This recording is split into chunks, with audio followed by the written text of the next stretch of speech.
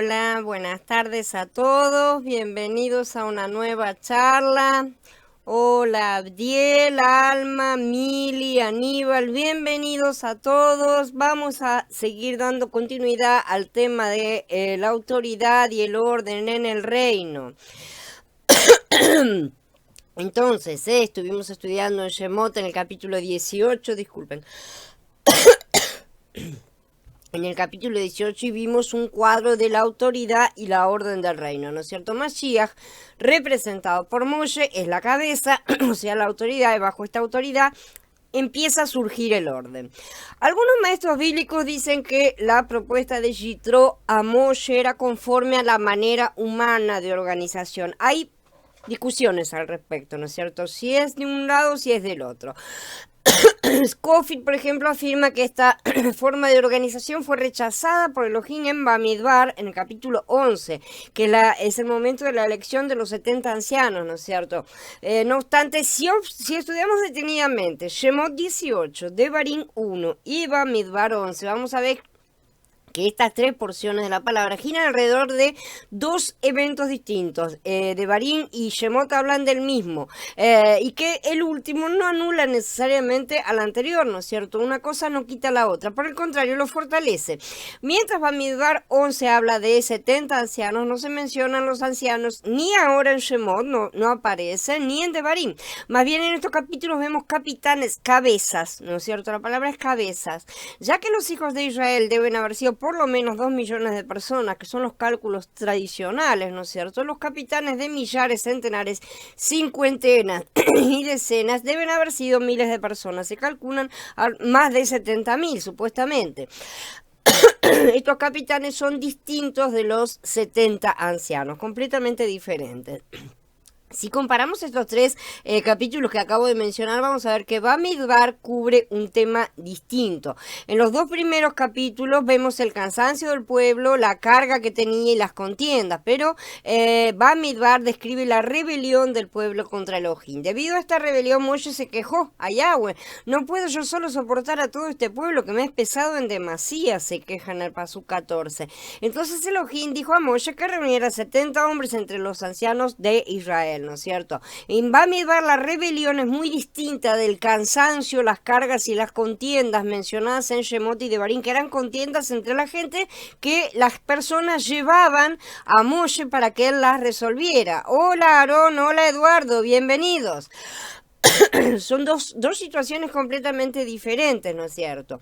Entonces, puede ser que a diario se presentaran centenares de problemas a Moshe. ¿Sí? Esta fue la razón por la cual Yitro le propuso que designara a estos capitanes, ¿no es cierto? Para ayudarle. Los problemas mencionados en Shemot 18 y Devarim 1 eran relativamente menores, ¿sí? Pero Bamidbar ya abarca el asunto grave de nuestra relación adecuada con Elohim, la representatividad, ¿no es cierto? Los 70 ancianos son otra cosa que estudiaremos en su momento. Esta fue la razón por la cual el Ruach de Elohim vino encima de los 70 ancianos en su momento, que llegaron a ser profetas. Es otra de las situaciones mucho más elevadas, ¿sí? Pero estos 70 no reemplazaron a los capitanes de cantidades, ¿sí? El propósito del relato de Shemot y de Devarim consiste en mantener un buen orden entre el pueblo de Elohim en su reino, mientras que en Bamidbar es cuidar la relación entre el pueblo de Elohim y él mismo, ¿no es cierto?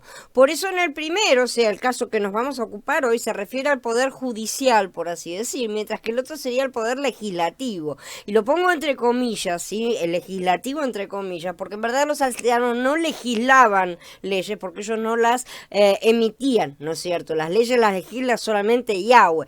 Pero al dividir el Ruach de Moshe entre los 72, estaba levantando el precedente del sacerdocio como él quería, ¿sí? Antes del becerro. Después de eso las cosas cambiaron, como ya vamos a ver.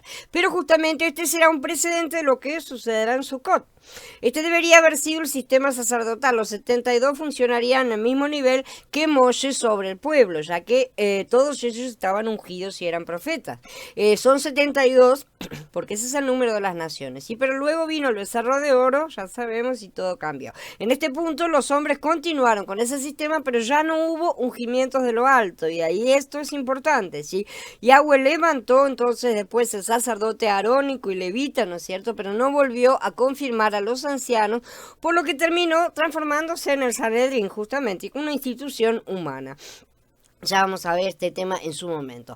Al señalar este asunto se levantó una pregunta entonces. ¿Esta decisión de los jueces es lo que Yahweh quería o no? ¿No es cierto? Noten que no pregunto si es bueno o malo. No estoy planteándolo desde ese ángulo. Desde el punto de vista humano parece ser muy bueno realmente. Pero yo me pregunto si para Yahweh lo es. Porque muchas veces cosas que a nosotros nos parecen buenas no lo son para Él. Muchas veces en las Escrituras Él permite libertad. Él nos da gran libertad realmente. ¿Sí? Para que expresemos las cosas a nuestra manera. Para que exploremos como la libertad que nosotros le damos a nuestros hijos. ¿No es cierto? Los dejamos que se equivoquen a veces. Para que aprendan. ¿No es cierto? De cualquier manera eso no es siempre lo que él desea, pero no lo impide, ¿sí? Porque sabe que es una forma de aprender. Por ejemplo, cuando el pueblo pidió un rey, estaban rechazando su teocracia, ¿no es cierto? Pero él los dejó. Él dijo, no se los impidas, le dijo a Shemuel, ¿no es cierto? En muchas cosas Él nos da libertad de aprendizaje. Él nos da sus leyes, pero después nos permite vivir de acuerdo a nuestras costumbres siempre que no sean contrarias a sus leyes. O sea, nosotros necesitamos aprender a aplicar sus leyes a nuestras vidas y no al revés, ¿sí? No hacer que se acomoden a nuestras vidas, que es lo que normalmente hacemos. Pero Él nos permite la libertad de la aplicación. A Él no le interesa la forma en que nos vestimos, nos peinamos, nos movemos, hacemos las cosas de esa forma, desde que no imitemos a los idólatras, obviamente, no tenemos por qué correr atrás de las naciones y prostituirnos como hicieron antiguamente, ¿no es cierto? Desde que no seamos indecentes y no transgredamos sus leyes básicas, está bien cómo testemos la forma de aplicar las cosas. De la misma manera, muchas veces permite que experimentemos formas de aplicar sus normas, ¿no es cierto? Y demás cosas, y no lo impide. Por esto, pero esto aún no nos determina, no nos deja en claro si en este caso esta selección de cabeza fue o no su voluntad perfecta o si fue su voluntad permisiva. Sabemos que existen las dos formas de voluntad, ¿no es cierto? Durante todo el camino de la era de Pesaj y la era de Shavuot vemos que él permitió muchas acciones humanas, muchas formas de poner en práctica sus ordenanzas, ¿sí? Así como ya sabemos que durante la era de Pesaj permitió estas cosas para exponer la carne a los israelitas y la inutilidad de sus esfuerzos propios, así también sucede aún hasta hoy en la era de Shavuot, ¿no es cierto? Ambas son eras de parcialidad, en las que el hombre ha tratado de responder a los pedidos y llamados de Yahweh, pero no ha tenido la oportunidad de hacerlo, sino desde su carne.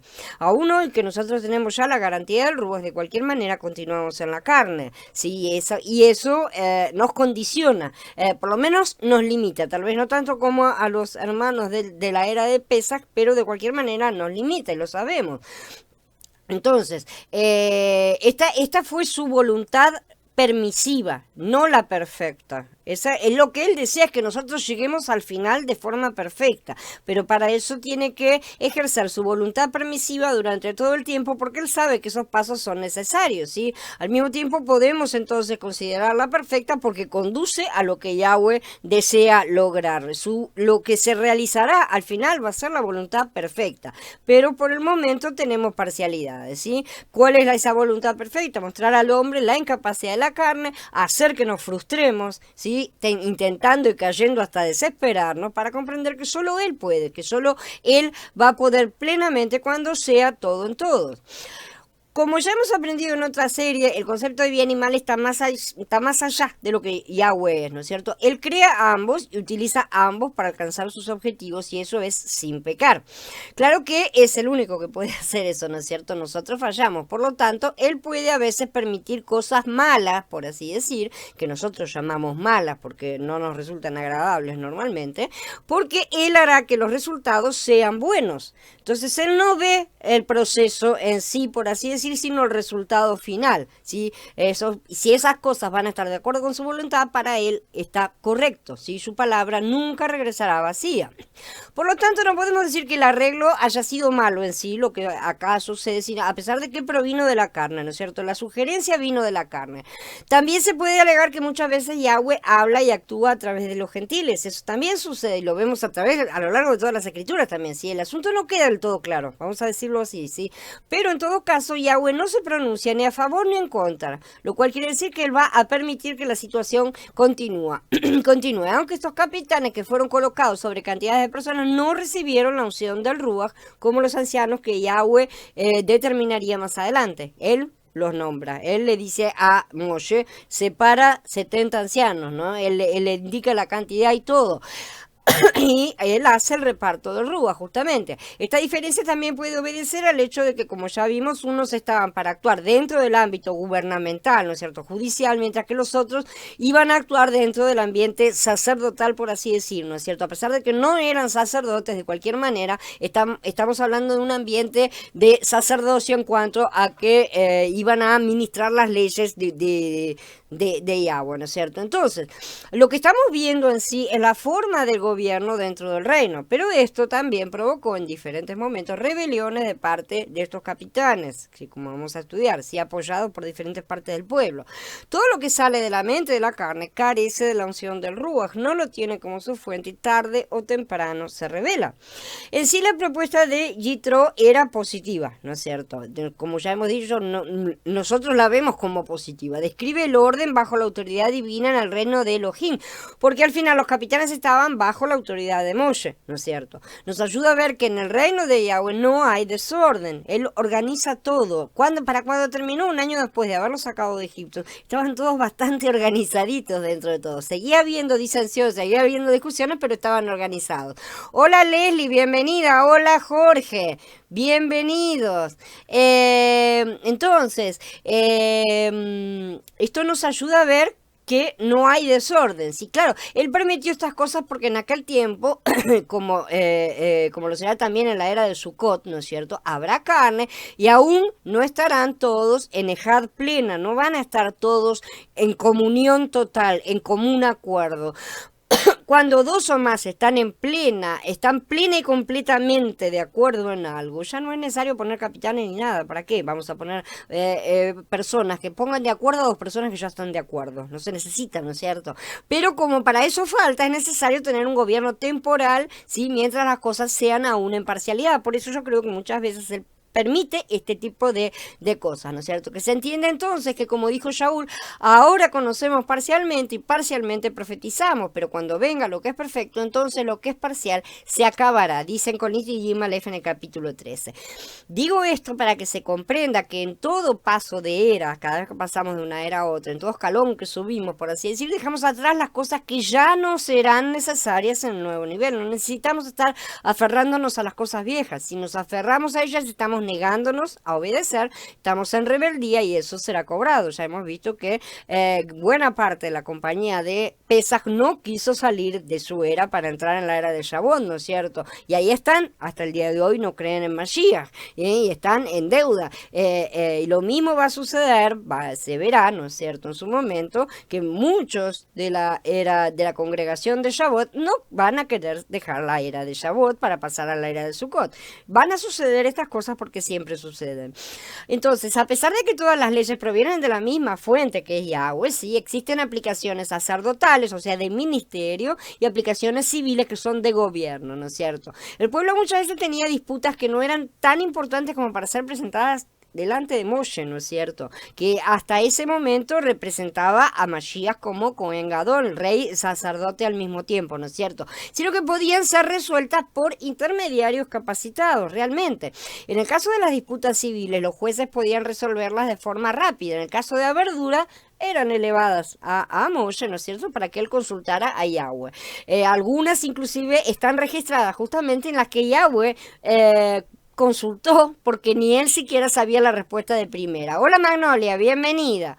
Entonces, y más adelante todavía, iban a consultar también a los ancianos que habían sido ungidos y que estaban en ese sentido, en ese momento, fueron colocados en el mismo nivel de conocimiento y acceso a la ley que Moshe, porque para eso fueron ungidos, justamente, ¿no es cierto?, para poder ser Moshes, digamos, repartidos. Prestemos atención a estas cosas, porque estas son las formas de gobierno que van a ser implementadas durante el milenio.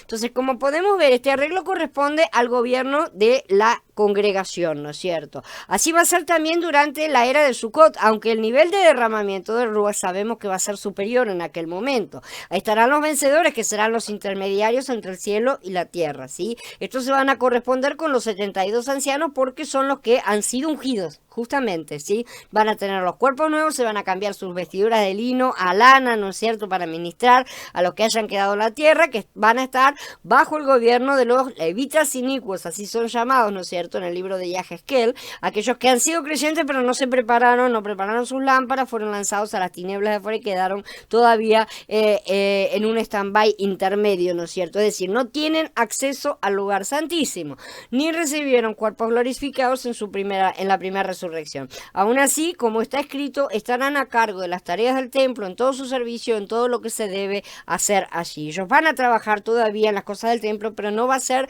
el mismo ministerio directo a las personas que tiene un sacerdote, sino que van a ser como los levitas, justamente, que lo vamos a ver un poco más adelante, cuáles eran las funciones exactas. Los levitas se ocupaban de las cosas del tabernáculo, pero no ministraban en sí a la gente, a pesar de que conocían la ley, de ellos salieron los escribas, y en su momento, en la época de los jueces, sobre todo los levitas fueron muy importantes y eran los únicos que mantenían la ley y hasta por ahí nomás.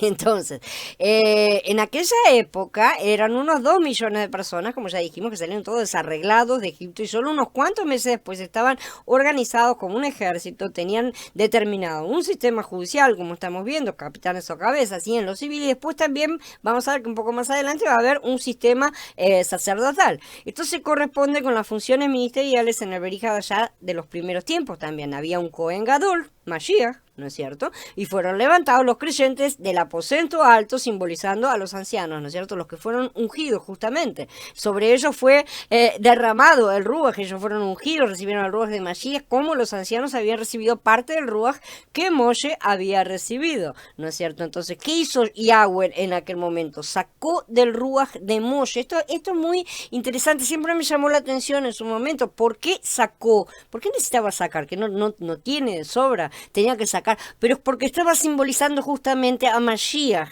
Él tomó del Ruach de Mashiach para darnos a todos, ¿no es cierto? Moshe en ese momento estaba representando a Mashiach y por eso Yahweh saca del Ruach de Mashiach para dar a todos los ancianos, ¿no es cierto? Hola Carla, bienvenida. Entonces, estas cosas las teníamos. Entonces primero tenemos la parte de los ancianos, ¿no es cierto? Después de los ancianos, o sea, de los apóstoles, los discípulos primeros que estaban en el aposento alto, seguía el resto de la congregación, que se dividía en 12 tribus en la parte antigua. En Gilgalut vemos que el árbol de la vida tiene 12 frutos, ¿sí? Las 12 tribus y los 12 apóstoles simbolizan los diferentes aspectos de Mashiach en cuanto a los frutos producidos. Cuando todos alcancemos la plenitud en la nueva Yarushalayim, ¿no es cierto? Todos vamos a tener acceso a los 12 frutos de manera completa, como está profetizado. Dentro de la congregación, el Ruach repartía dones y funciones, ¿no es cierto? Estas funciones ya no estaban separadas como en el Tanaj, ¿sí? Porque desde el Berija ya pertenecemos en promesa al sacerdocio de Melquisedec. Entonces, ahí ya hay una cosa diferente que va a tener que también ser estudiada. Y ahora, a partir de ese momento, somos reyes y sacerdotes al mismo tiempo, pero en promesa, ¿tá? Porque estamos más verdes para reinar que cualquier cosa. Entonces, tenemos funciones sacerdotales y gubernamentales. Tenemos a los evangelistas, a los pastores, a los enviados, a los profetas, maestros, diáconos, ancianos, todo lo que son mencionados, ¿no es cierto?, en la Berija allá. Y los cargos que deban surgir de acuerdo a las necesidades. ¿Por qué esos cargos? Surgieron porque estaban las necesidades para esos cargos, justamente. No es que, Mashiach vino y mandó una lista, me dijo, no, mira, vos tenés tal cargo, vos tenés tal otro. No.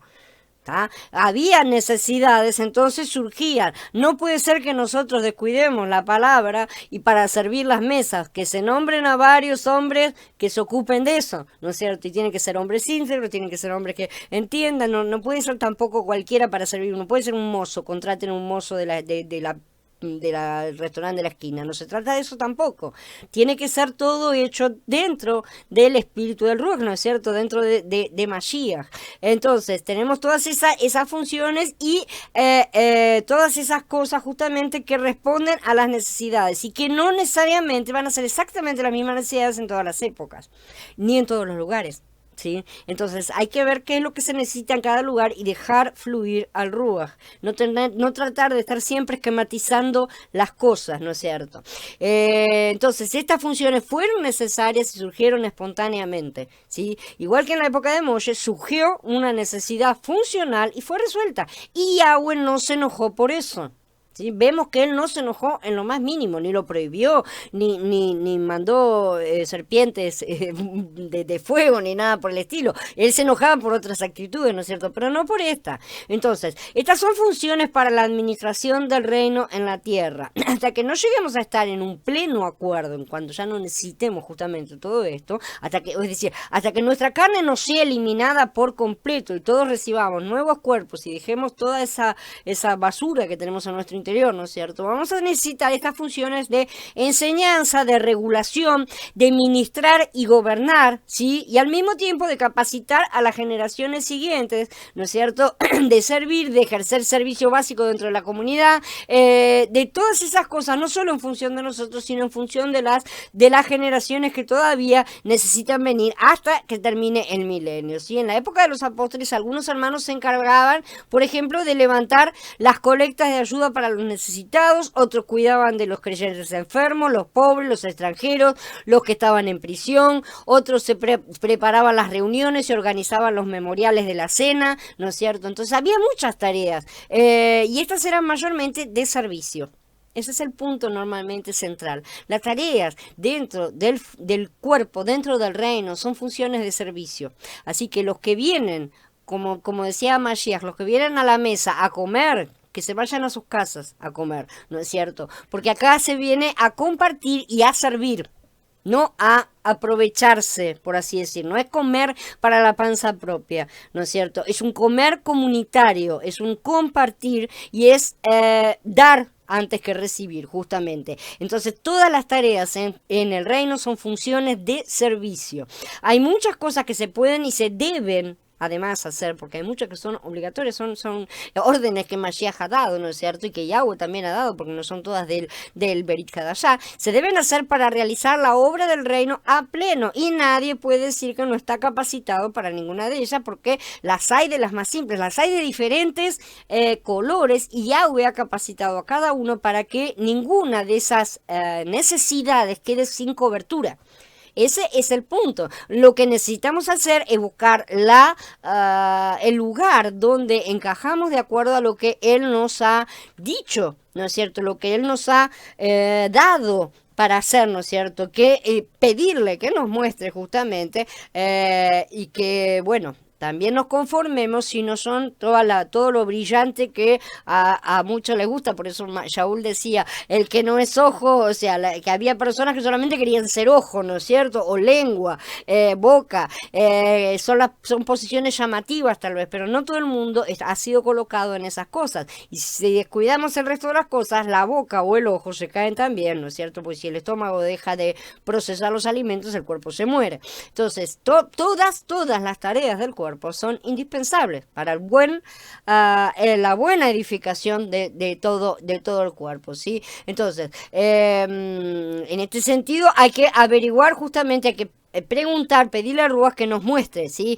Porque las hay desde las más difíciles hasta las más simples. No hay nadie que pueda decir, yo no recibí un talento, porque lo mínimo que él ha entregado es un talento.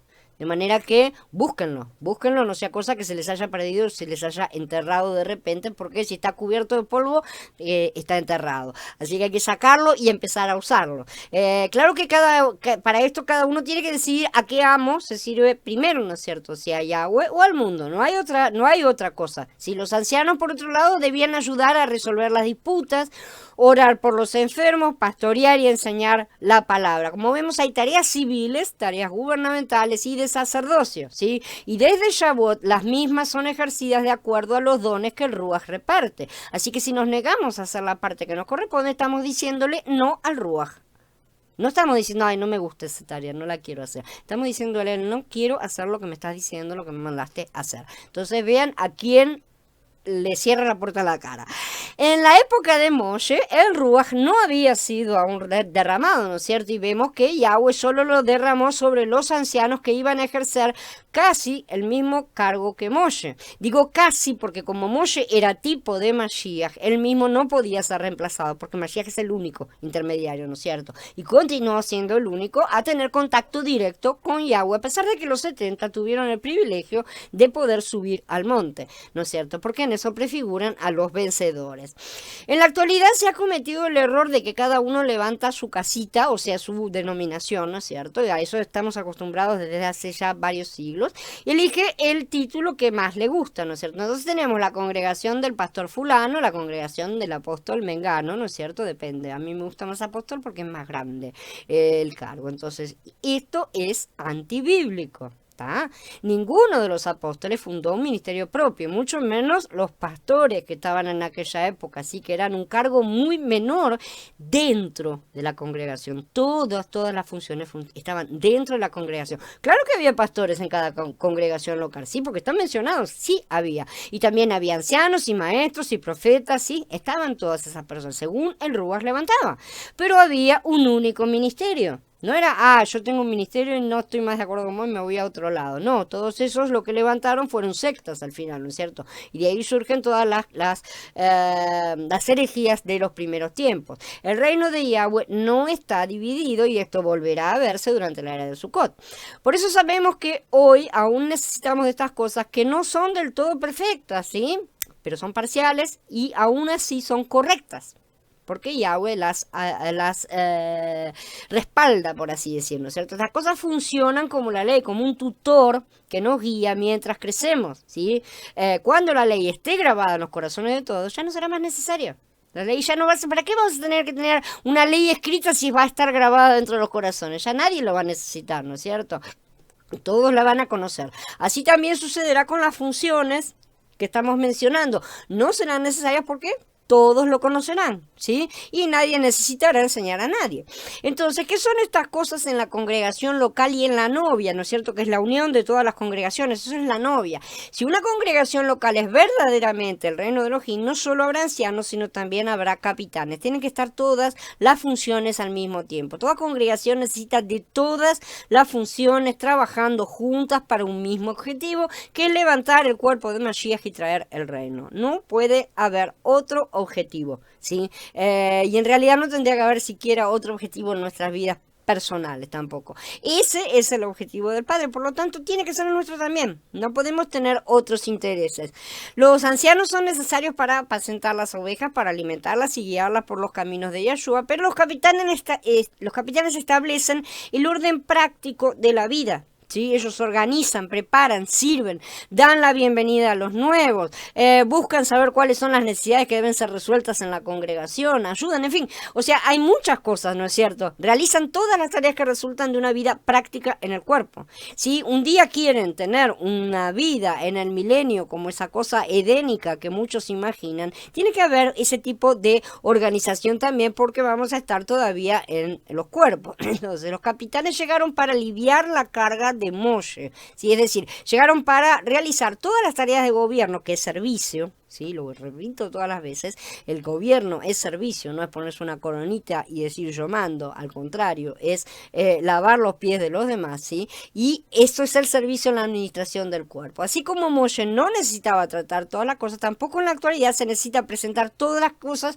a los ancianos de una congregación, ¿no es cierto? Necesitamos empezar a comprender y aprender a funcionar de forma práctica para liberar, dejar respirar, por así decir, a lo demás. Cada uno tiene que ir creciendo en esas prácticas para ir aplicándolas en la vida.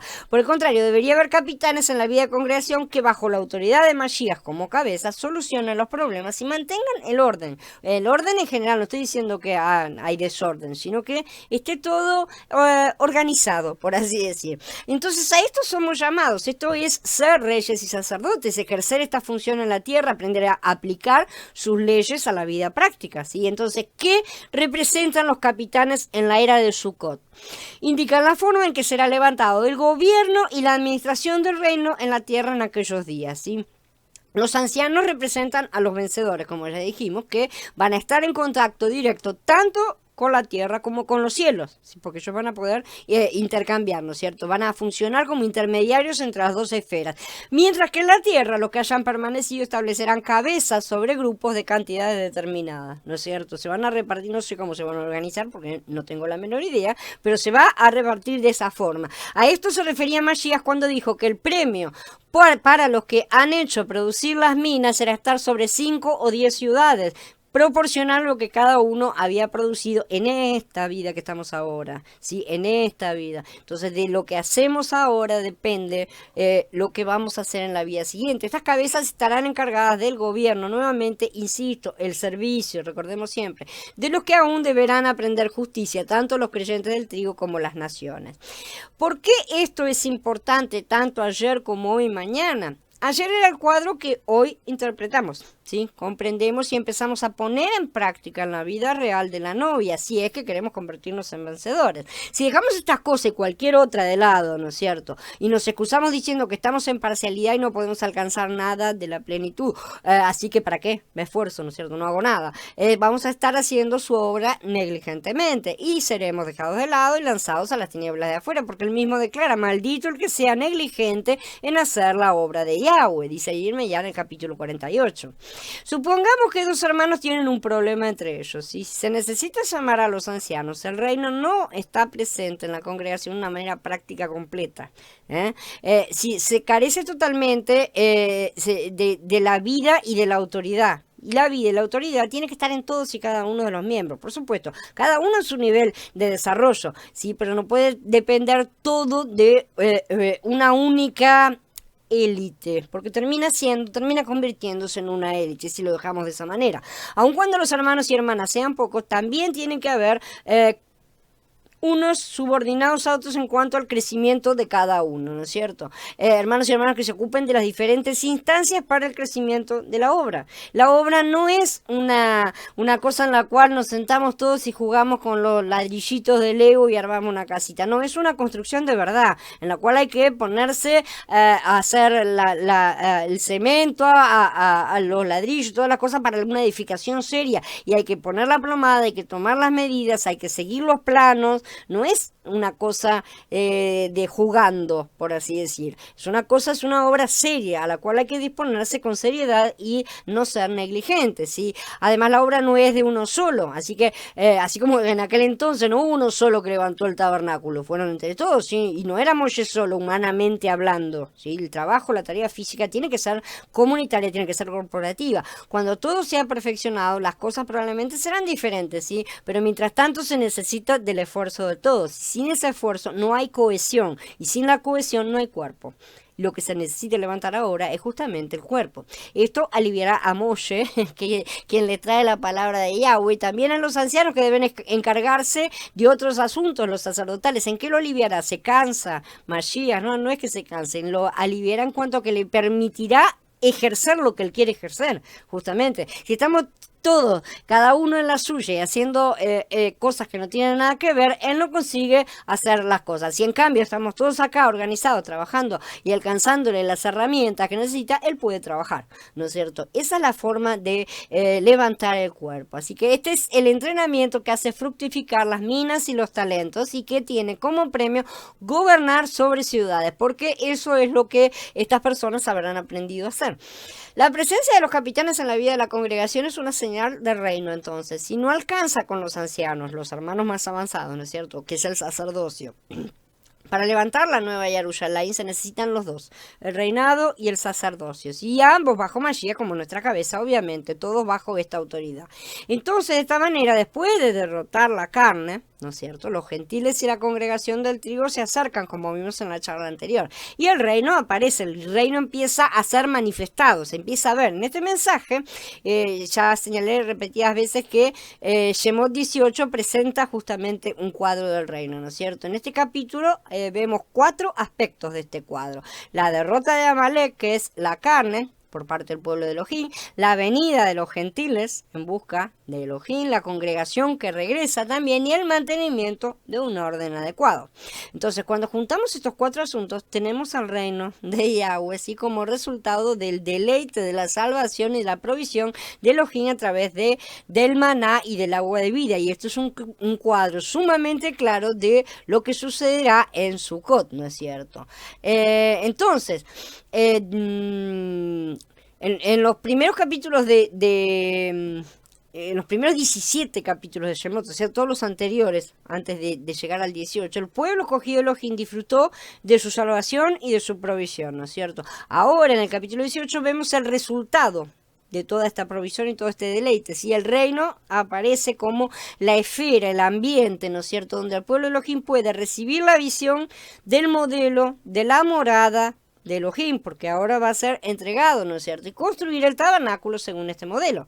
Estas cosas son todas necesarias para poder estar listos para entrar en la tierra prometida, tengámoslo en cuenta, porque eso es lo que están señalando estos tiempos ahora. Claro, eso es para los vencedores, como ya lo he dicho también, ¿no es cierto? Los que dejen todo para después simplemente pasarán al resto del milenio, el resto de lo que a cada uno le toque, ¿no es cierto?, haciendo este trabajo nuevamente en la carne, lo cual es bastante aburrido.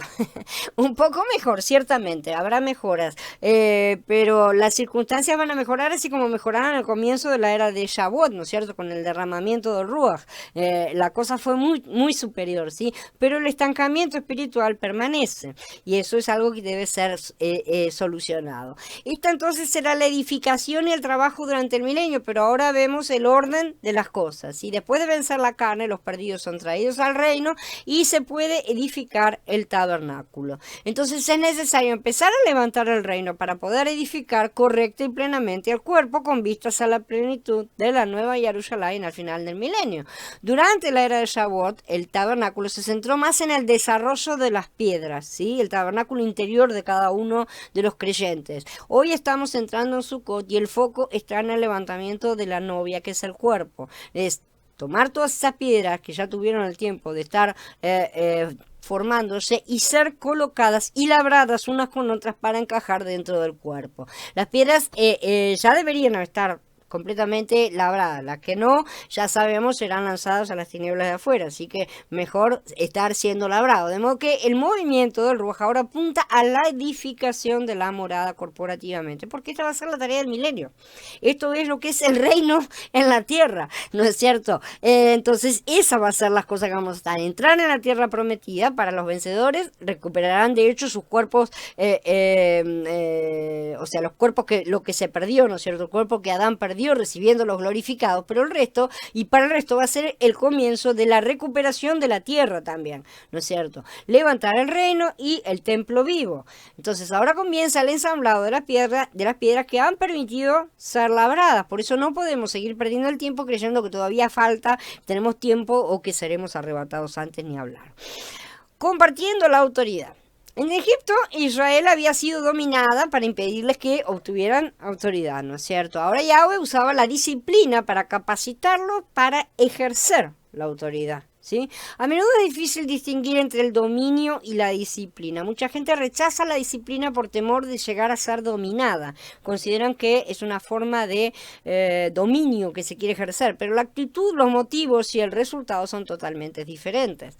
La diferencia fundamental es esta: la dominación destruye la voluntad libre y la disciplina le da forma y lo conduce a la madurez. Hay dos formas diferentes, sin embargo, la rebeldía siempre se revela.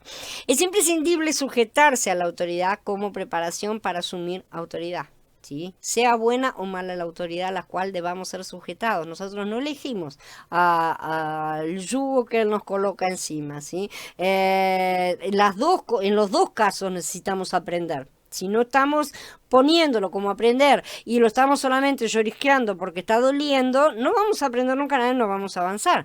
Cuando alguien se sujeta, el proceso de disciplina comienza a formarlo para darle madurez y eventualmente alcanzar el ejercicio de la autoridad. El que se sujeta lo hace voluntariamente, ¿sí?, y queda libre para irse en cualquier momento. Esa es la cuestión en la disciplina. Y Yahshua les dijo a sus discípulos en cierta ocasión, ¿quieren irse ustedes también? En Yahanan 6. La disciplina no ata y es abierta. La disciplina es el resultado de nuestro propio ministerio sacerdotal delante de Elohim. Somos un reino de sacerdotes, ¿no es cierto? Eso quiere decir que somos sacerdotes que funcionamos bajo un gobierno. La relación reino-sacerdocio es básica y está entrelazada porque ambas cosas se unifican en nuestro Cohen Gadol. Yahshua, ¿no es cierto? Israel también fue llamado a esto, dice, ustedes me serán un reino de sacerdotes y una nación santa, dice en el capítulo que sigue, en el 19 de Shemot. Entonces, entre más ejercemos nuestra relación personal con Yahweh, más sumisos nos volvemos a la autoridad. Y de esta manera se nos confiará mayor autoridad. Una persona tiene siempre libertad de apartarse de la autoridad. A veces Israel lo hizo, pero las consecuencias siempre fueron serias. La naturaleza de Hasatán es codiciar la autoridad, ¿no es cierto? Como indica en Yeshaya, en el capítulo 14, ¿no? Que quería arrebatar el trono. La naturaleza de Elohim es compartir, por el contrario, la autoridad con sus administradores fieles, que fue lo que hizo al darle el dominio y la representatividad a Adán en el capítulo 1 de Bereshit. Al día siguiente, Moshe se sentó como magistrado entre el pueblo, mientras el pueblo estuvo alrededor de Moshe desde la mañana hasta la tarde. Pero cuando el suegro de Moshe vio lo mucho que tenía que hacer por el pueblo, le dijo, ¿qué es lo que estás haciendo con el pueblo? ¿Por qué actúas solo mientras todo el pueblo está a tu alrededor desde la mañana hasta la tarde? Moshe le respondió a su suegro, es que el pueblo viene a mí para consultar a Elohim. Cuando tienen una disputa vienen donde mí y yo decido entre una persona y otra y les doy a conocer las leyes y enseñanzas de Elohim.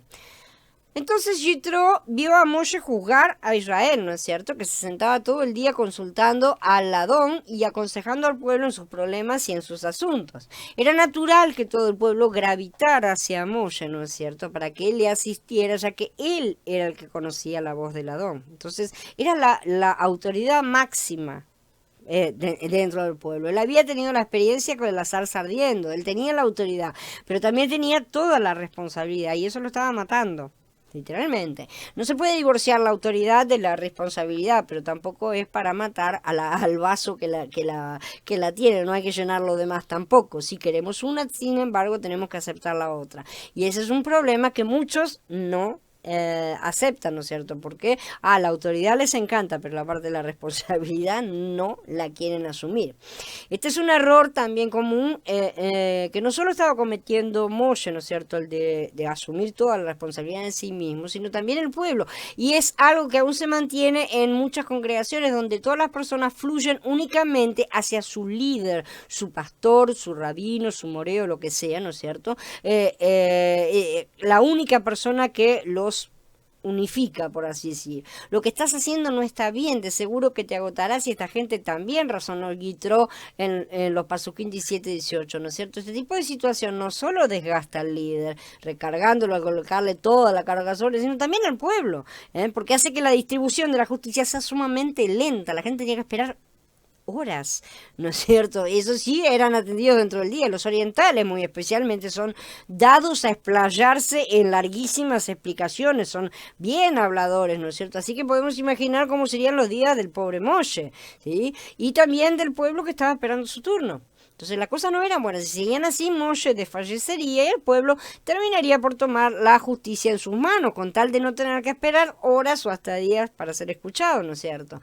Las congregaciones tienden a hacer lo mismo. La gente viene y deja sus bebés espirituales delante del altar, ¿no es cierto? Con una notita que dice, lo engendré, pero no lo puedo criar, por favor cuídemelo. ¿Sí? Se lo sacan de encima, ¿no es cierto? Para que el líder se ocupe de las personas que ellos traen. Pero este no es el propósito de Yahweh, ¿sí? Él no tiene hoy ni tenía ayer la intención de colocar toda la carga sobre una única persona. Entonces, si no se quiere tener un tirano en el trono, no se lo debe transformar en uno tampoco, no se lo debe sobrecargar tampoco, sino que justamente la intención de Yahweh es la de capacitar a todos, y cuando digo todos, es todos, de verdad, ¿sí?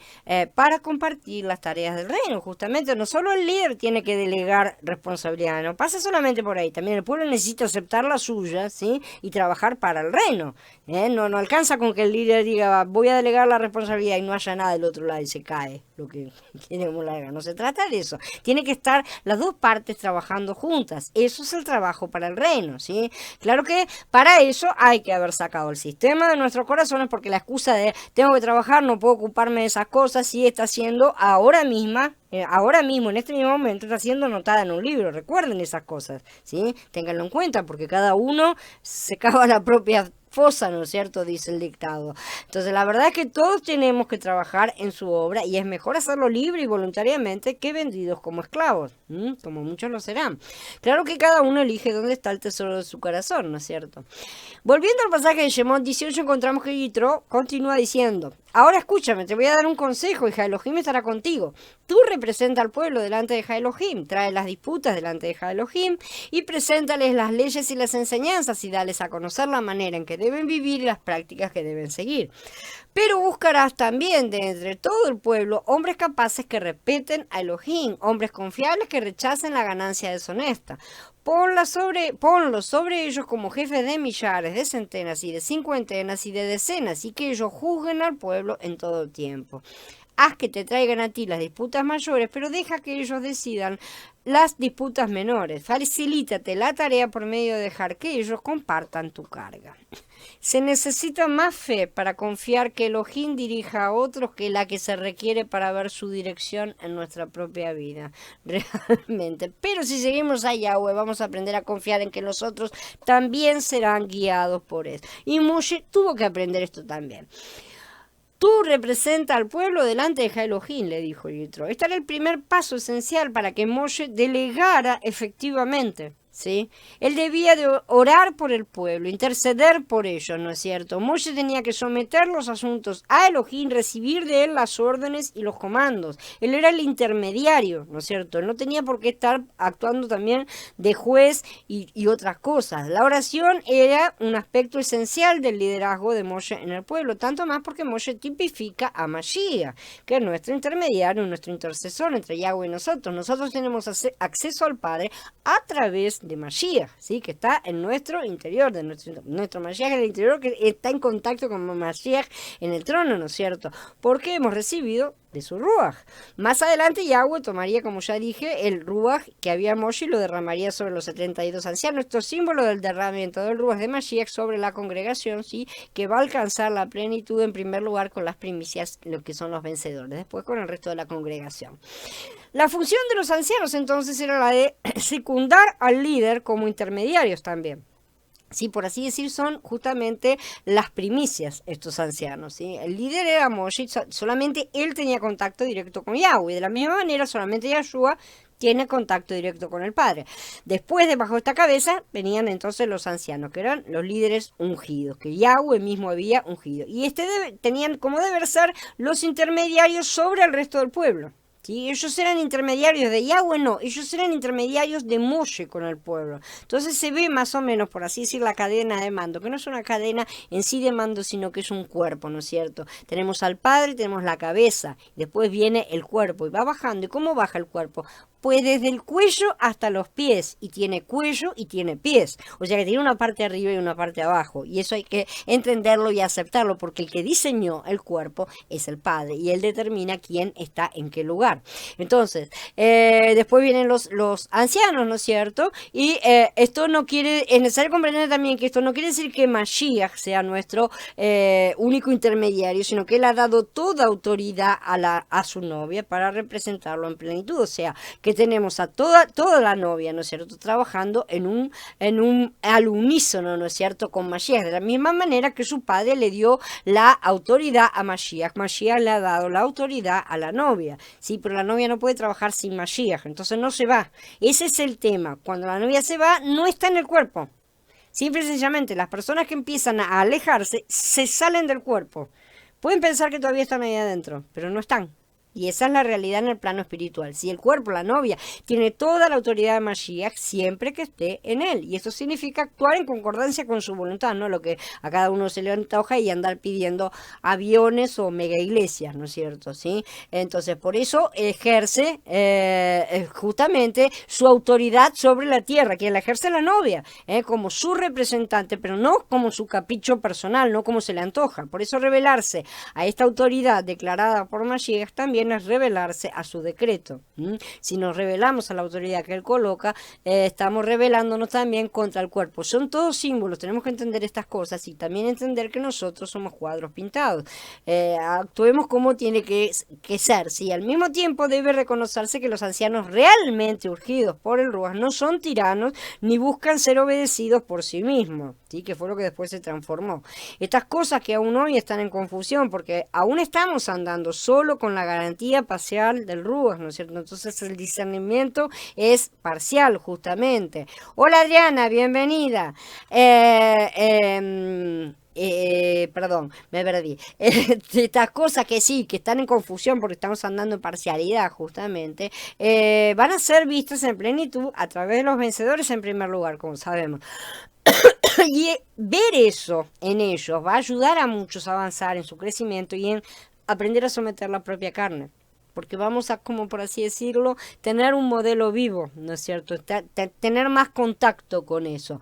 Entonces muchos creen que es blasfemia decir que los vencedores serán como Mashiach, pero ese es el punto que el Padre desea alcanzar, ¿sí? Muchos hijos hechos a imagen y semejanza de Mashiach, que Él es a su propia imagen y semejanza. En Moshe vamos a ver tipificados muchos aspectos de Mashiach que hoy le son únicos, pero que a partir de la primera resurrección y levantamiento de los vencedores comenzarán a ser ejercidos también en plenitud por su cuerpo. ¿Y por qué van a ser ejercidos? Porque ese cuerpo no se va a rebelar contra Mashiach, ni se le va a pasar por la cabeza como a Mashiach usurpar lo que no le pertenece, ¿sí? Entonces, no van a ser pequeños insubordinados que tratan de rebelarse, van a ser sus representantes, porque están unidos a él y solo hacen su voluntad, pues no tienen otra voluntad. No es hacen su voluntad porque solamente lo obedecen, tienen la misma voluntad, no hay otra. Preséntales las leyes y las enseñanzas. Para que Moshe entonces pudiera dirigir y delegar, efectivamente, él debía enseñar la palabra de Elohim, no solamente para alimentar a una generación, ¿no es cierto?, sino para que esa generación se ocupara de alimentar a sus descendientes. La cosa es empezar a hacer girar los engranajes, ¿no es cierto? No estamos haciendo solamente una cosa estática, es una cosa que debe girar y rodar y continuar a lo largo del tiempo. La enseñanza es el comienzo necesario para delegar autoridad y establecer el gobierno. Esra también siguió este proceso, dice, porque Esra se había dedicado a estudiar la Torá de Yahweh, así como a observarla y a enseñar a Israel las leyes y las reglas. Yo, el rey Artaxasta, he emitido una orden a todos los tesoreros que están en la provincia de Allende del Río, que todo lo que les pide el sacerdote Esra, erudito de la ley del Elajá del cielo, se le conceda de inmediato. Y tú, Esra, por la sabiduría divina que posees, designa magistrados y jueces que administren justicia a todo el pueblo que está en la provincia de Allende del Río y a todos los que conocen las leyes de tu Elajá, y para que les enseñen a los que no lo conocen, ¿no es cierto? ¿Y esto quién lo dijo? Un incrédulo. Shaul instruyó a Timoteo también a que enseñara a hombres fieles para que pudieran enseñar también a otros. Lo que oíste de parte mía mediante muchos testigos, encárgaselo a hombres fieles que sean idóneos para enseñar también a otros. O sea, que se vaya transmitiendo. No es, enseño y listo, se terminó, acabó. No, es enseño y para que vos vayas a enseñar a otros. Esa es la cosa, es una carrera de postas, ¿no es cierto? Donde uno pasa la posta a la generación siguiente. En primer lugar, el pueblo debía conocer por sí mismo, personalmente, ¿sí?, la palabra de Yahweh, sus leyes y sus ordenanzas. Esa era la primera parte. Entonces, de entre el pueblo conocedor de las leyes, entre todos ellos, Moshe debía seleccionar algunos de acuerdo a ciertas capacidades, ¿no es cierto? No lo seleccionó Moshe directamente, pero sí estableció las pautas que debían responder, ¿no es cierto? Si el pueblo conociera la palabra de Elohim, entonces muchos asuntos podrían ser resueltos inmediatamente porque podrían confiar primero en que las personas que Moshe había delegado podían darle el consejo de la sabiduría de Elohim, ciertamente, porque estamos viendo, si alguien viene y me dice algo de algo que yo no conozco absolutamente nada, le tengo que creer de lo que me está diciendo. Puede ser verdad o puede ser mentira, pero si yo sé de lo que está hablando la otra persona y la otra persona me dice una mentira, evidentemente voy a decir, no es así como está escrito.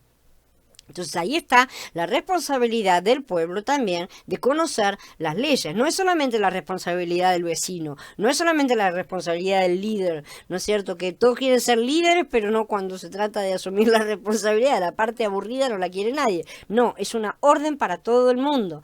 Todo el pueblo necesita saber, ¿no es cierto? Lamentablemente, por un lado, el pueblo se negó y todavía se niega hoy a leer la palabra, ¿no es cierto? Y por otro lado, muchos maestros gananciosos también los convencen de que no van a conseguir entenderla si ellos no les explican. Ustedes no consiguen, ustedes son tontitos, ¿está? Yo les voy a explicar. Esa es y realmente han convencido a tantos que es sorprendente. La comodidad y la pereza del pueblo ha estado alimentando la voracidad de los lobos hambrientos que han estado guiando al pueblo en sus propias doctrinas humanas, ¿sí? Alejándolos de las leyes de Yahweh. Y ellos sin saber por qué no se toman la molestia de abrir un libro. La ley no debía ser aprendida únicamente por los capitanes, sino por todo el pueblo. Aún hoy debe ser así.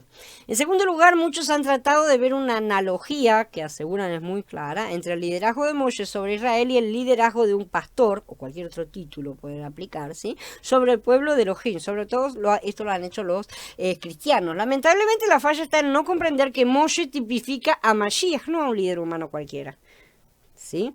No a y mucho menos un pastor. Bueno, ya hemos hablado, ¿no es cierto? Un pastor es un cargo absolutamente menor. Al pretender asumir el papel de Moshe como líderes, ¿sí? Están en verdad tratando de usurpar el puesto de Mashiach, que es el único covengador, porque Moshe representa a Mashiach, ¿sí? Es la cabeza del cuerpo. No hay otro que pueda ocupar ese lugar, ni siquiera el cuerpo lo hace. El cuerpo está debajo de la cabeza, ¿no es cierto? El cuerpo llega hasta el cogote, pero más arriba está la cabeza. Hasta acá llegamos, entonces es la parte más alta que uno puede llegar a estar, pero más allá no se puede ir, porque si no, ¿quién es el que trató de subir más allá de eso? Lucifer. Entonces la cabeza es y siempre será Mashiach. No hay otro líder único por encima de toda una congregación, ni de toda la novia, ni nada, ni siquiera una congregación local, sí, que pueda ser comparado con Moshe. Que se entienda, los que lideran las congregaciones locales son ancianos cuanto mucho, si es que han caminado, porque hay algunos que no caminaron nada. En el sentido de los ancianos que aparecen en Bamidbar 11 justamente, sobre los cuales Yahweh derramó su ruaj. Esa es otra cosa que el pueblo también necesita requerir la confirmación, ¿no es cierto? De esa manera, esa gente fue hecha profeta. ¿Cómo fue hecha profeta? Estuvieron diciendo profecías, va a pasar esto, va a pasar aquello. No, hablaron la palabra. El profeta habla la palabra. Sobre una congregación puede haber, entonces, uno o más de estos ancianos, no importa cuántos, ¿no es cierto? Como los apóstoles en el comienzo, había varios, ¿no es cierto? Pero ninguno es Moshe, que se entienda. De Mashiach para abajo, aunque todos tenemos dones, tenemos funciones, tenemos capacidades diferentes, que son todas dadas por el Ruach, y un desarrollo y un crecimiento personal debido al tiempo propio de cada uno en este camino, todos tenemos el mismo contacto con la cabeza. Todos tenemos una única cabeza. Todos estamos en la misma relación en la cual Él es nuestro intermediario ante Yahweh. No hay otro. Se acabó, ¿no es cierto? De manera que muchos harían mejor en no andar adoptando títulos que no les han sido otorgados y que se conformen a realizar la tarea que sí se les ha otorgado, que la mayoría ha escondido en un cajón porque no le gustaba. Sus egos querían algo más. Bien, se les permite, Yahweh permite lamentablemente que muchos realicen los deseos de su corazón. Eso es para exponer su carne, justamente, pero muchos no se dan cuenta y llaman a eso de bendiciones. Todas esas cosas serán cobradas, sabemos. Entonces hay que tener mucho discernimiento, y el pueblo sobre todo necesita tener mucho discernimiento en cuanto a ver los frutos que esas personas dan. Sin embargo, tenemos el hecho de que Yahweh sacó del Ruach de Moshe y lo derramó sobre los ancianos, ya lo dijimos, y aquí sí vamos a encontrar las analogías que podemos aplicar. Los ancianos, al recibir el Ruach de Moshe, quedaron casi en un mismo nivel con él, ¿sí? Aunque no como intermediario único de Yahweh. Ellos no eran, ninguno de ellos era intermediario único de Yahweh. Para todos ellos, el intermediario entre ellos y Yahweh seguía siendo Mashiach, entendámoslo, ¿sí? Y eso sigue haciéndolo él solo, ¿sí? A pesar de que que vemos que los 70 ancianos subieron al monte, pudieron estar en la presencia de Yahweh realmente, lo que prefigura justamente la resurrección de los vencedores. Vamos a ver todas esas cosas. Estos ancianos también recibieron la capacidad de estar en la presencia del trono y también compartían ciertas características que pueden hoy ser aplicadas a los ancianos de las congregaciones. El líder tiene la unción del Ruach, ¿no es cierto? Y debe poder ser visto a través de sus frutos. Por favor, busquen los frutos. El líder no podía ni puede hacer el trabajo por sí mismo. El líder que trata de abarcarlo todo es un tirano. Eso no es un líder. El líder tiene una responsabilidad especial en cuanto a la oración y la enseñanza. Eso es básico para todo líder. Si solamente quiere dar discursos, llamen los sermones, o lo que sea, no alcanza. El líder necesita transmitir la enseñanza a su congregación, ¿no es cierto? Y además tiene el deber de la oración, que más que nada en un líder ya pasa del nivel de la oración, tiene el nivel de intercesión, literalmente. El líder debe seleccionar, entrenar y dar autoridad a otros para que ayuden con el trabajo. Eso es la tarea de un líder, pero no lo hace tampoco todo solo ni todo directamente, sino que se encarga de que todas esas cosas sucedan. Esa es la capacidad, eso es lo que la capacidad que el Ruach le da al líder.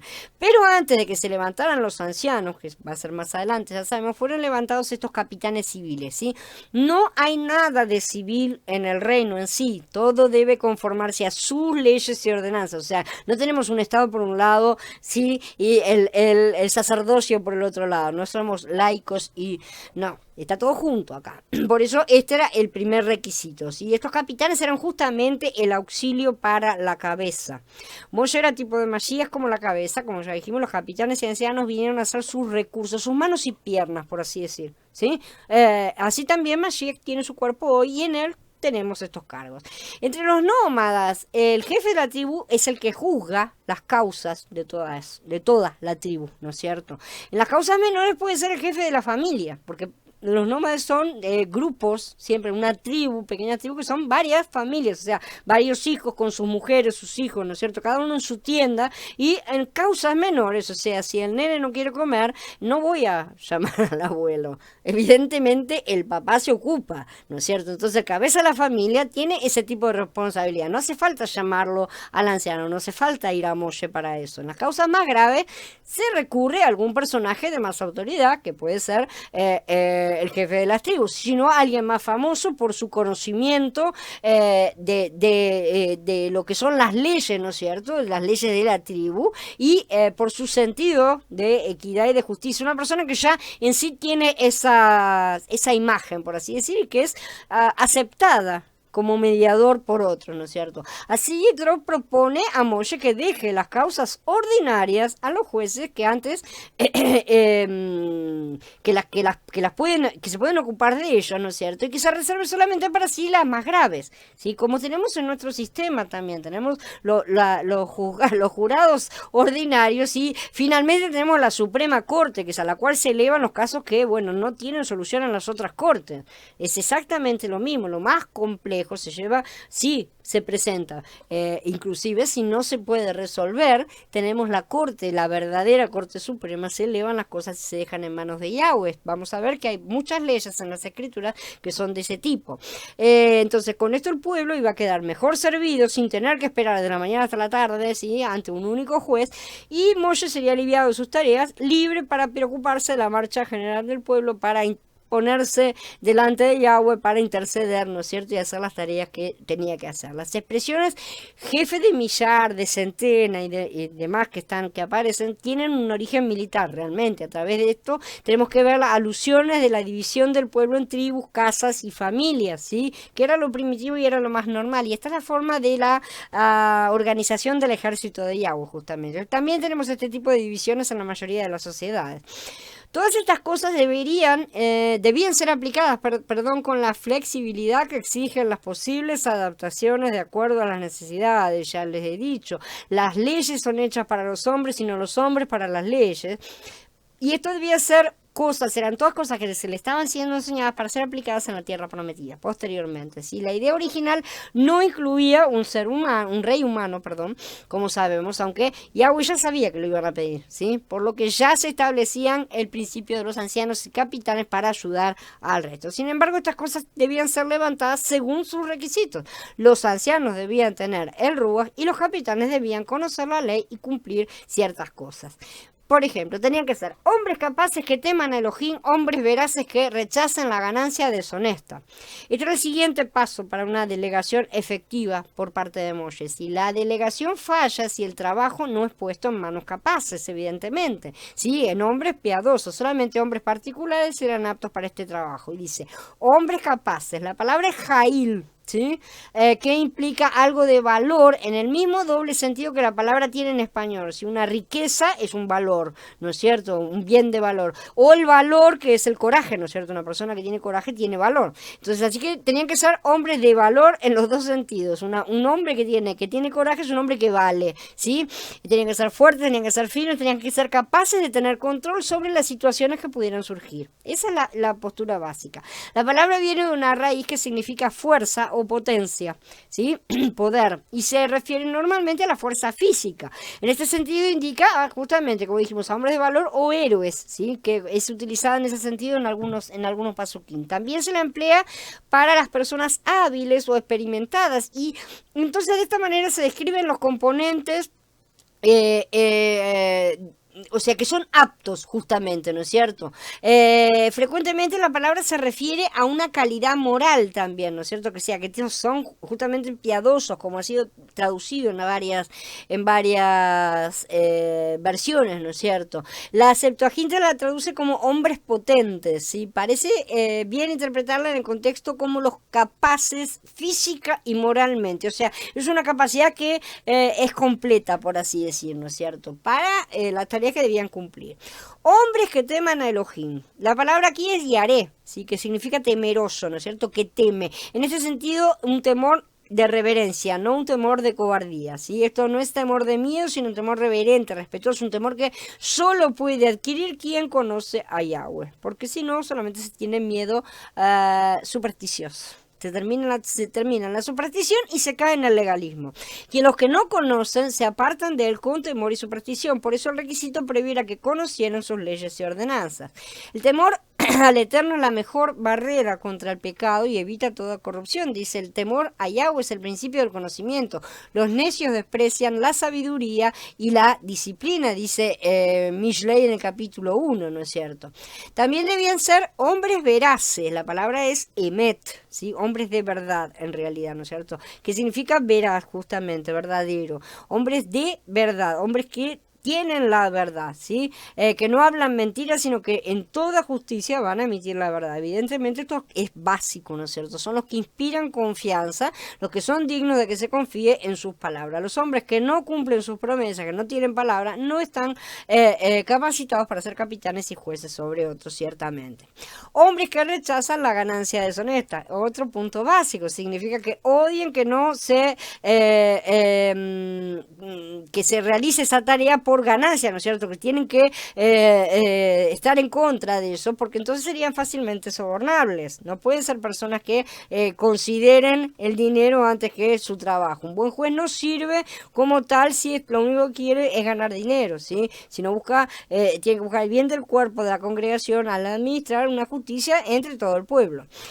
Haz que traigan a ti las disputas mayores. Entonces solamente las mayores tenían que ir a Moshe para que él pudiera delegar. Todavía tenía que supervisar y liderar, porque no es delegar y me voy, me fui y no vuelvo más. No, es delegar y supervisar de cualquier manera. Y sí, las más difíciles se las iban a llevar a él, ciertamente. Delegar es el ejercicio del liderazgo, pero no es abandonarlo por completo en manos de otros, ¿sí? Porque si no hay un control, si no hay una revisión para ver si las cosas están yendo bien, las cosas se pueden desencaminar, ¿sí? Pueden correr bien si Abba permite, pero puede que no. Entonces hay que estar encima de todo, ¿no es cierto? Existen niveles de situaciones problemáticas y en algunas siempre será necesario recurrir a los ancianos, ¿no es cierto? Inclusive en determinados casos será necesario recurrir a nuestro Moshe, a Mashiach, para que él se ocupe directamente del asunto. Y Yitro terminó diciendo, si haces esto y si Elohim te lo ordena, podrás resistir. Y también toda esta gente se irá aliviada a su casa. Yitro sabía que este consejo venía de fuera de la comunidad de Israel. Ya mencionamos este punto. Por lo tanto, él fue cuidadoso en decirle a Moshe que él debía estar seguro que Elohim ordenara este enfoque, ¿no es cierto? Entonces, sí.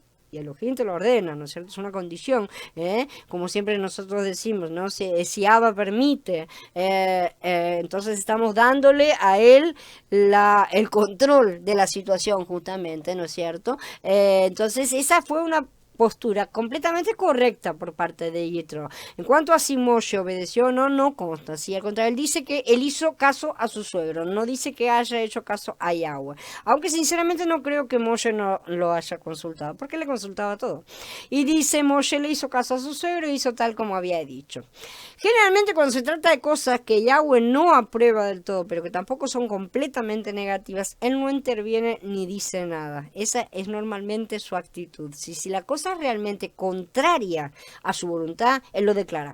Él se pone, él se manifiesta, ¿sí? Él aparece, aunque tampoco se impone necesariamente. Él permite que la gente elija un nuevo rey, por ejemplo. Claro, entonces, cuando es su voluntad directa, por el contrario, que es algo que él quiere que sea, él lo hace saber de inmediato. En este caso, Yahweh guardó silencio. Así que ya vemos que esto es algo que queda stand-by. Podrá resistir y también toda esta gente se irá aliviada a su casa. Esta es la primera recompensa de una delegación efectiva, justamente. Moshe podía ser aliviado de estas tareas para dedicarse a estar más en contacto con Yahweh. Y así iba a ser capaz de hacer su trabajo mejor que antes, evitando el cansancio. Y la gente también iba a ser mucho más feliz. Iba a ver, cuando hay menos cansancio y menos desgaste en este tipo de situaciones, la gente tiende a discutir menos también. Esa es la segunda recompensa, ¿no es cierto? Justamente que el pueblo podía ser servido de una forma más eficaz, porque también tenemos que tener en cuenta que todo pasa por el servicio. Se dice que la justicia retrasada es una justicia negada, dicen, ¿no es cierto?, los dictados populares. Los asuntos en Israel podían ser prevenidos o resueltos por los mismos individuos al enseñar la ley de Elohim para que cada uno viviera según sus preceptos, ¿no es cierto?, o resolverse por los líderes designados, ¿sí? Este método también tenía la ventaja de resolver los asuntos rápidamente, porque había muchas más cantidades de oídos para estar escuchando, ¿no es cierto? De esta manera no había que esperar por uno solo. Y Yahshua dijo que debemos también ponernos de acuerdo con nuestro adversario rápidamente, ¿no es cierto? Moshe, tenemos que resolver todas las cosas de forma rápida, ¿no es cierto? Entonces eso es básico también para que lo tengamos en cuenta en todo el servicio que realicemos. No se trata solamente de dejarlo y nada más, ¿sí? En todas las cosas y sobre todo en lo que sea la emisión de la justicia tenemos que ser rápidos y eficaces. Moshe le hizo caso a su suegro entonces y hizo tal como había dicho. Moshe escogió hombres capaces de entre todo Israel y los nombró como principales sobre el pueblo, jefes de millares, de centenas, de cincuentenas y de decenas, y ellos juzgaban al pueblo en todo el tiempo. Los asuntos difíciles se los traían a Moshe y todos los asuntos menores los decidían ellos mismos. Pronto Israel había sido estructurada entonces en grupos de 10 hasta 1000, ¿no es cierto? Como vemos, a medida que cada hombre encontraba su lugar en el gobierno, los problemas se resolvían donde se suscitaban. De esta manera el pueblo maduró, fue madurando, ¿no es cierto? Porque había una serie de niveles donde uno era cabeza de 10 personas estaban debajo de una persona, pero esa persona a su vez estaba debajo de otras cabezas, ¿no es cierto? Y debajo de otra y así sucesivamente. Entonces todo estaba interrelacionado y todos respondían a todos. Esa es la forma de interrelación que tiene un cuerpo humano también. Entonces el pueblo podía madurar de esta manera. Y así empezó a estructurarse el reino. Los apóstoles aplicaron estos mismos principios 1500 años después. En aquellos días, cuando se estaba multiplicando el número de los discípulos, surgió una queja de parte de los judíos helenistas contra los hebreos. Decían que a sus viudas las descuidaban en la distribución diaria. Entonces los 12, después de convocar a todo el grupo de los discípulos, dijeron: no es correcto que nosotros dejemos la palabra de Yahweh para servir a las mesas. Así que, hermanos, busquen entre ustedes a 7 hombres de buena reputación, llenos de ruaj y de sabiduría, para que los encarguemos de esta tarea. Nosotros seguiremos ocupándonos en la oración en el servicio de la palabra. La propuesta agradó a toda la multitud y escogieron a Esteban, un hombre lleno de fe y de ruas de santidad, a Felipe, a Prócoro, a Nicanor, a Timón, a Parmenas y a Nicolás, un prosélito de Antioquía. Los presentaron delante de los enviados y ellos, después de orar, les impusieron las manos. El mensaje de Yahweh siguió creciendo y se multiplicó extraordinariamente en Jerusalén. El número de creyentes y una gran multitud de sacerdotes se iba haciendo obediente a la fe. O sea que hasta los sacerdotes estaban convenciendo. En Shemot, en el capítulo 23, Elohim le informa a Moshe que no echará de Canaán al enemigo en un año, no sea que Israel tome más territorio del que pueda gobernar. Los echaría poco a poco para que pudieran poseer y cultivar la tierra conquistada. Como creyentes muchas veces hemos sido más hábiles para conquistar que para cultivar y mantener. Cuando alcanzamos más de lo que podemos gobernar, probamos que somos indignos porque no estamos manteniendo lo que ya conquistamos. Entonces se nos pudre todo y hay que tirarlo afuera. Eso muestra que somos codiciosos y competitivos y que actuamos más para nuestro placer de vernos grandes, por así decir, que para la correcta edificación del reino. Cuando gobernamos bien, Elohim aumenta nuestra esfera de supervisión, por el contrario, ¿no es cierto? Nuestra parte no es el logro en sí, ¿no es cierto?, sino gobernar bien. Yahweh no va a poner a un glotón encargado de una tienda de golosinas, ¿sí? Así que disciplinemos nuestra carne.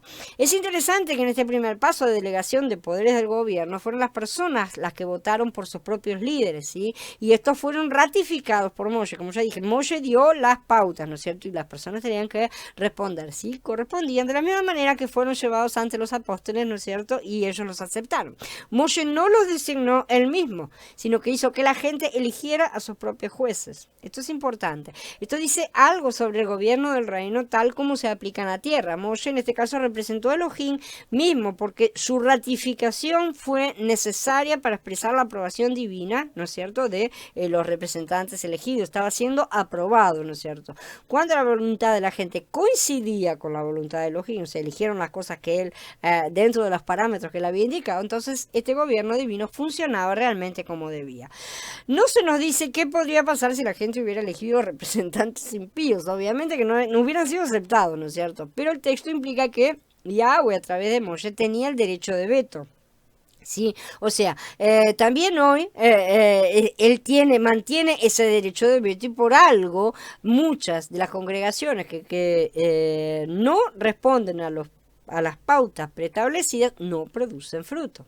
Entonces, bajo el nuevo pacto, Yahshua HaMashiach tiene ese derecho porque Moshe era tipo de Mashiach. La dificultad con este arreglo es que en la ausencia personal física de Mashiach, ¿sí?, cuando no hay un crecimiento de Mashiach interior, estamos hablando, ¿no es cierto? Por lo tanto, hay escasa comunión en el Ruach, ¿sí? En el Ruach con su Ruach, porque no hay crecimiento, ¿sí? La gente está en la carne. A los creyentes les resulta imposible ponerse de acuerdo sobre la voluntad de Elohim al elegir un líder, ¿sí? Al estar en la carne no hay jamás acuerdo. Los acuerdos, el pleno acuerdo solo puede lograrse en el Ruach.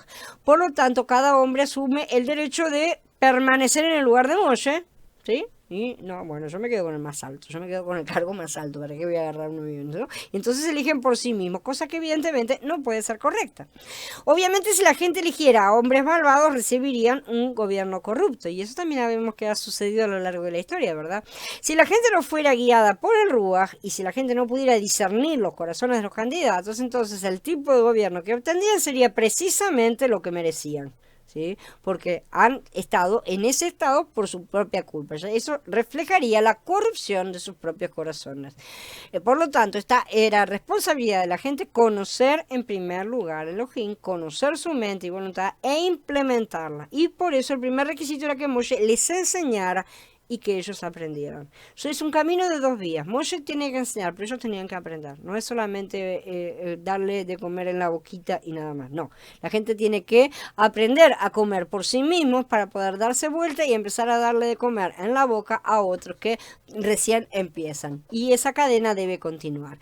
La gente concordó entonces con lo que Moshe decía. Ustedes me respondieron y dijeron lo que propones que se haga es bueno, dice en Devarim. O sea que el pueblo accedió a esta forma de gobierno. Esto implica significa que incluso la forma de gobierno de Israel no se les impuso, ¿sí? Se acordó después de la discusión, ellos prepararon todas las cosas.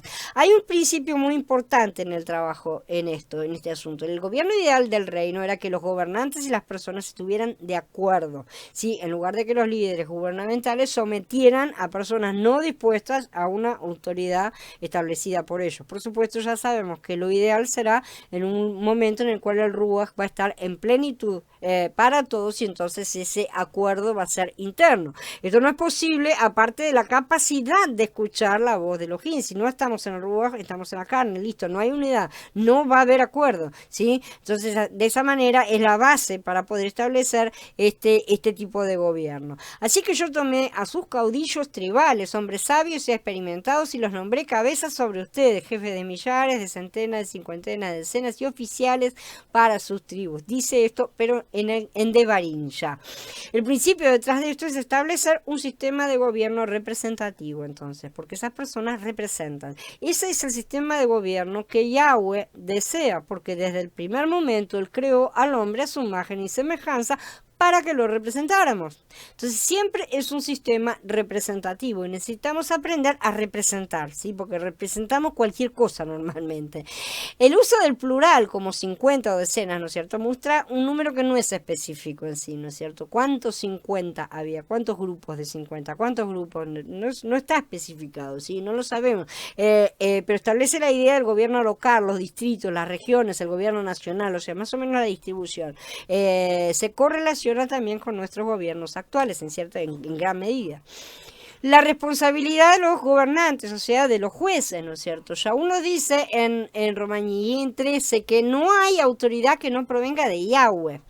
Por lo tanto, toda autoridad está establecida para hacer cumplir la voluntad de Elohim en lugar de la voluntad del hombre. Y eso incluye, y nuevamente lo repito, también a las malas autoridades. Elohim no estableció hombres con soberanía independiente sobre otros hombres. Él no los coloca, ¿sí? No están autorizados para hacer sus propias leyes o para tratar a los demás de manera desigual, a pesar de que Él lo permite en muchos casos, ¿no es cierto? Dependiendo del yugo de los que estén debajo, ¿sí? Pero todos los gobernantes están sujetos a la ley de Elohim y son responsables de gobernar en consecuencia. Y a los que no les es cobrado.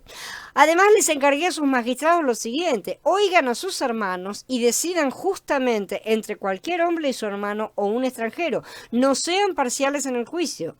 Oigan al alto y al bajo por igual. No le teman al hombre, porque el juicio es de Elohim, y cualquier asunto que sea muy difícil para ustedes me lo traerán a mí y yo lo oiré.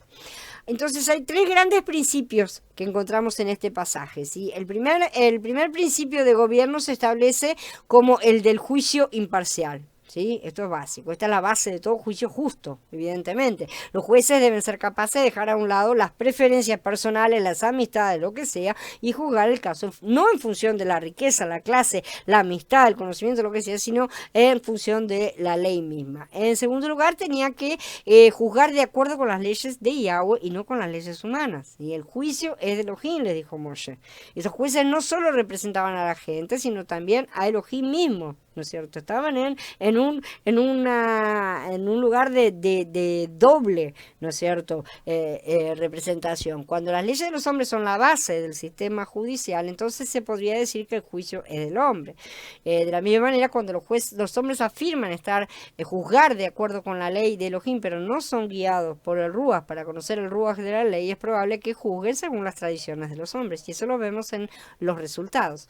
En tercer lugar, Moshe sirvió como un tribunal supremo terrenal, ¿no es cierto?, la última palabra, por así decirlo. Los jueces podían referir los casos difíciles a él, particularmente situaciones donde la ley no había dado, por lo menos hasta ese momento, una declaración clara. La ley, tal como le fue dada a Moshe, establece todos los principios básicos de la mente de Elohim que eran necesarios para determinar su voluntad. Y si una persona estudia la ley todo el tiempo con el Ruach, porque sin el Ruach no sirve de nada, ¿sí?, va a llegar a tener esa mente, va a recibir esa sabiduría necesaria para poder aplicarla a casos que en apariencia no son tan claros y tan nítidos. Sin embargo, no podía abarcar todos los casos específicos, obviamente la ley, ¿no es cierto? Porque cada caso tiene diferentes circunstancias. Esta es la razón por la que un juez debe conocer al autor de la ley, ¿sí? Más que a la ley misma. Es más conocer al autor de la ley y ser ungido con el Ruach HaKodesh, que es el Ruach de revelación y verdad. Más allá de Moshe también hay una Corte Suprema celestial, sabemos, ¿no es cierto?, que la corte más alta de todas. Si los hombres que se sientan en el asiento de Moshe son corruptos o están desprovistos del Ruach HaKodesh, aún tenemos una corte de apelaciones final donde podemos presentar nuestro caso. Yo pregunto, ¿los judíos pueden recibir el Ruach HaKodesh si es el Ruach de Mashiach? No pueden.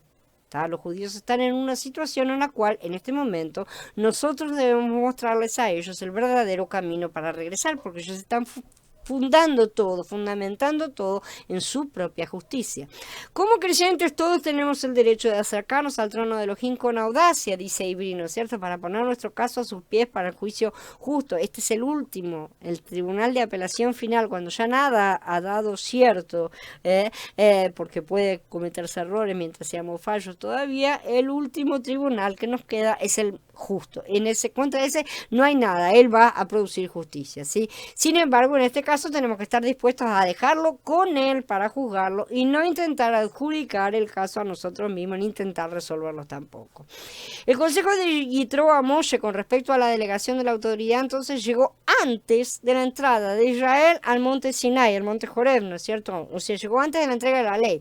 Después Israel llegó al monte en el siguiente capítulo.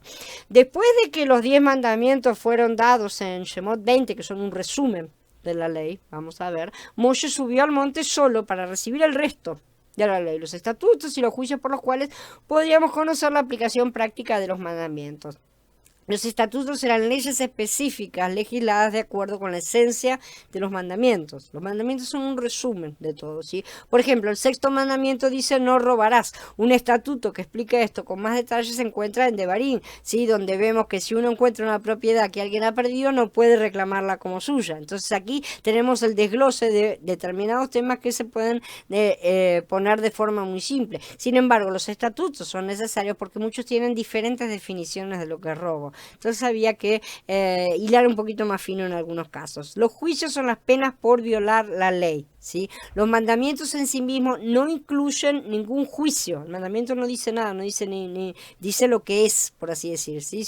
Solamente expresa el principio básico. Entonces, para conocer las sanciones por robo, ahí sí, ya vamos a Shemot 22, donde vamos a encontrar los juicios. Y esas son las cosas que se aplican. Todas estas estatutos y sentencias van a ser las próximas cosas que se van a estar estudiando en los próximos capítulos, porque después ya va a ser entregada la ley. Entonces aquí vemos todas estas cosas hasta el capítulo 19. Bien, ahora sí, quedo a disposición de ustedes para preguntas, comentarios. A ver, dice, hola Betsaida, bienvenida. Dice Mili en esto, es que tenemos que trabajar, volver a un solo ministerio, cada uno según el miembro del cuerpo que se determinó, y todas las partes son importantes. Exacto, si las partes, hola Marlene, bienvenida, si las partes no hacen su parte, la parte para la cual han sido diseñadas, porque es así lo que somos diseñados, cada uno es moldeado como un vaso, ¿no es cierto? Y cada vaso tiene una forma de acuerdo a lo que tiene que hacer, por así decir. Si no hacemos nuestra parte, va a haber un hueco en algún lado donde estamos faltando, ¿sí? Y eso implica una carencia para el resto. Entonces necesitamos ocupar nuestra parte, necesitamos ocupar nuestra posición, descubrirla y ocuparla. Y descubrirla no en la carne, sino en el Ruach. Como ya dije, Mili, la autoridad puede ser buena o mala. La autoridad que está encima de cada uno depende del yugo que cada uno tenga que pagar. Sí, o sea, de las cosas a nivel nacional, a nivel naciones normalmente, ¿no es cierto? En cuanto a la parte gubernamental, son las cargas que nos han sido impuestas porque nosotros hemos hecho cosas y hemos elegido, y en buena medida, a pesar de todo, seguimos apoyando ese tipo de gobierno. Y en vez de modificar nuestros caminos y volver al único camino verdadero. Ahí está la cosa. Si esas personas abusan, también van a ser en su momento castigadas. El tema de la autoridad es un tema complejo en sí, ¿no es cierto? Porque es un arma de doble filo. Muchos quieren la autoridad, muchos la buscan, pero la autoridad no es autoridad, la autoridad es servicio, ¿sí? En el reino la autoridad es servicio y muy pocos están dispuestos a servir a otros, a servir y servir a costa de muchas cosas, ¿no es cierto? Porque es el servicio, o sea, el mayor ejemplo de servicio nos lo dio Mashiach. Él sirvió hasta la vida propia, ¿no es cierto? Entregó. Entonces, bueno, ese es el ejemplo nuestro y en ese ejemplo tenemos que andar. Si no hay más preguntas, entonces voy a dar por encerrada la charla. Les recuerdo que mañana, si Abba permite, vamos a dar comienzo a la nueva serie acerca de la oración, demás intercesión también y demás. Así que los espero a todos mañana. Shalom a todos, hermanos.